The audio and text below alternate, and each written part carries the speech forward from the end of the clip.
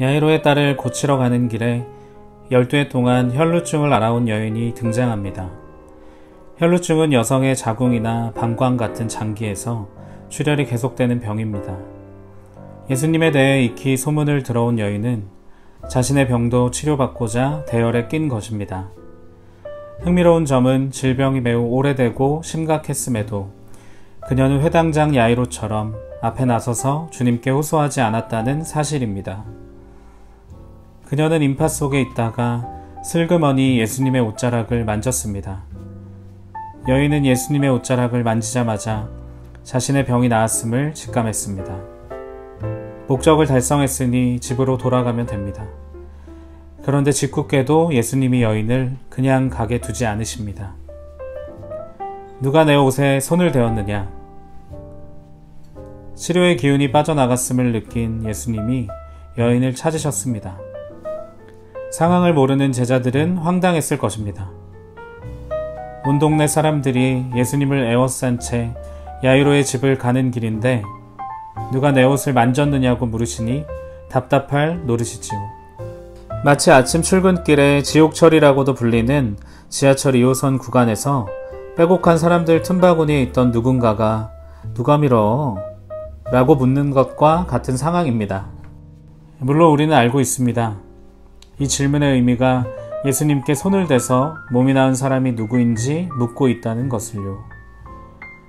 그런데 급히 가던 길을 멈추고 질문을 던지신 예수님의 행동은 몇 가지 면에서 궁금증을 자아냅니다. 지금은 한시라도 지체해서는 안 될 급한 상황입니다.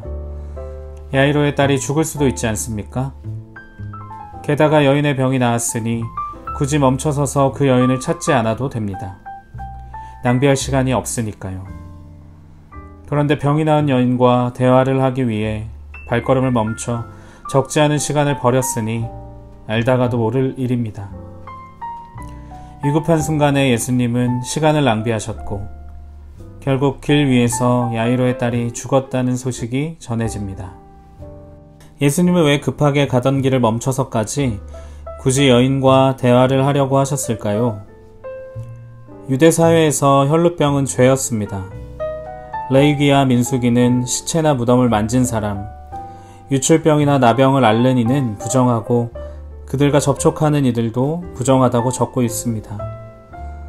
12해 동안 혈루병으로 고생한 이 여인을 동네 사람들이 모를 리 없습니다.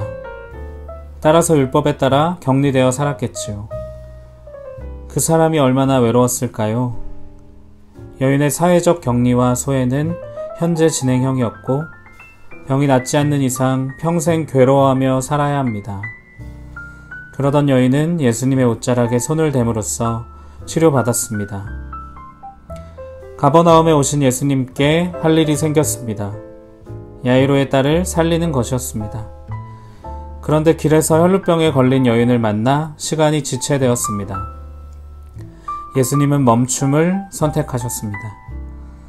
그렇다고 해서 이 자체가 특별히 도전적이지는 않습니다. 예수님은 우리와 다른 분이시니까요. 왜 세상은 아이들이나 어른들은 멈추지 못하고 살까요? 불안하기 때문입니다. 그리스도인들도 마찬가지입니다. 그리스도가 우리에게 맡기신 선한 일을 감당하는 것이 삶의 목표라면 우리는 최선을 다해 준비해야 합니다. 그러나 최선을 다하되 지금 도와달라는 요청을 받았을 때 가던 길을 멈출 줄도 알아야 합니다.